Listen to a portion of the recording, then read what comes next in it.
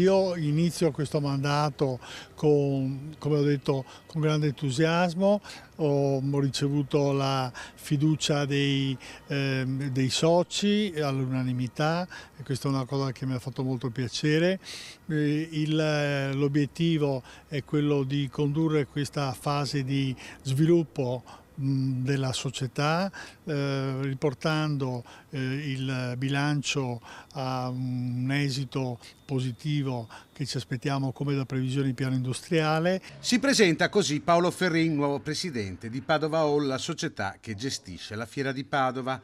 Conti in ordine, questo è il mantra che guiderà il suo mandato. Esperto di diritto societario, è già stato presidente del collegio sindacale di Padova Hall.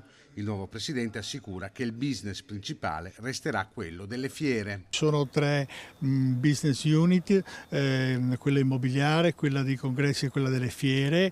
Parte tutto dalle fiere e quella immobiliare è diciamo, a sostegno economico del business. Padova Congress sta facendo benissimo, le fiere continuerà ad essere il punto centrale diciamo, degli obiettivi di questa società all'interno di un meccanismo che si sta evolvendo per una evidente e naturale proiezione in avanti delle relazioni dei sistemi di comunicazione.